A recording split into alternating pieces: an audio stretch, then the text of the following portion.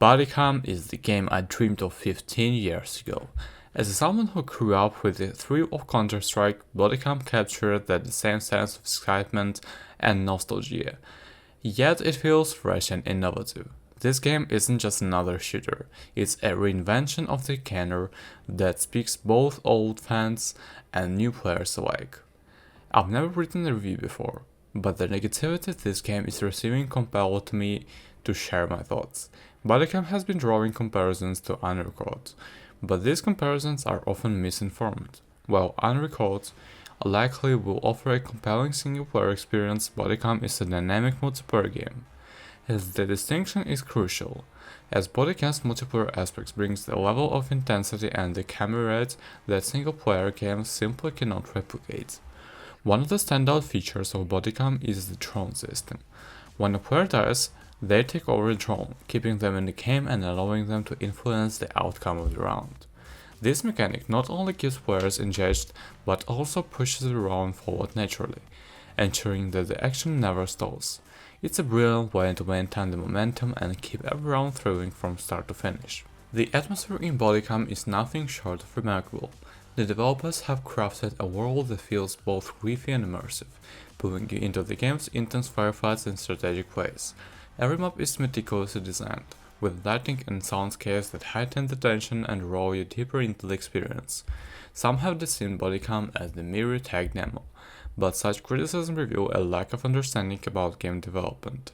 The depth of gameplay, the innovative mechanics, and the polished presentation demonstrate a level of craftsmanship that goes beyond the simple demo. The amount of work that goes into the game for just two people is beyond a far tech demo. Anyone who thinks this is a tech demo is ill-informed. The similarities to Counter-Strike are evident, but Bodycam doesn't just rest on the laurels of predecessor. It introduces new mechanics, such as the ability to run with the bomb in hand after planting it, which leads to interesting and unpredictable scenarios. This innovation adds a layer of strategy that keeps each match feeling fresh and exciting. The graphics are great, but even with the recommended RTX 3060, it still wouldn't run very well at all low graphics. Very poor performance. Additionally, in YouTube videos and even the trailer previews, there's a lack of blurriness and artifacts on the screen, likely due to compression, but it's deceptive in marketing and distracting in actual game.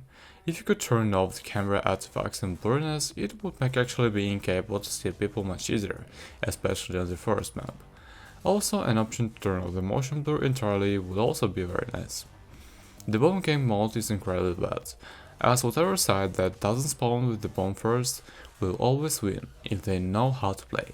I'd suggest in the future either bomb sides, or have the bomb spawn in the middle, not immediately upon starting. For new buyers, I'd say the steep cost of initial launch at $30 not really worth it unfortunately, especially with the current issues and bad launch. If it was $15-20, I'd say try it out with low-headed expectations. Also, even for the only cosmetic reasons, an in-game store at $30 costs not great.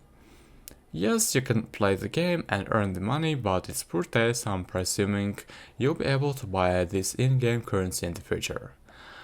There's a skill high ceiling in Bodycam, much like Counter-Strike. However, the skill ceiling in this game focuses more on map knowledge and the game sense, and less on the raw end the Counter-Strike empathizes.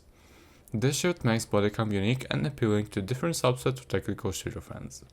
Perhaps the most astonishing aspect of Bodycam is that it was created by just two young developers.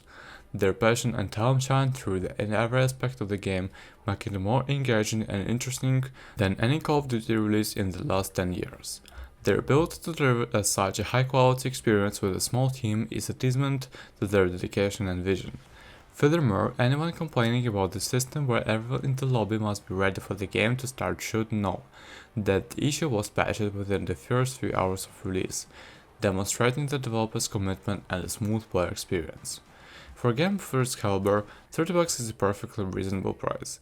The amount of content and the quality of the gameplay justify the content, especially when they compare to $70 AAA titles. Bodycam offers a level of depth and engagement that makes it worth every penny. Ultimately, Bodycam is a remarkable game that revitalized the multiplayer shooter genre. It's a game that brings back the joy and excitement I felt playing Counter-Strike Source as a kid, while also pushing the boundaries of what's possible in the modern shooter. While it's great so far, it still has a long road to go, and it seems the developers are already prepping for the future. For anyone looking for the game that combines nostalgia with innovation, Bodycam is an absolute must-play.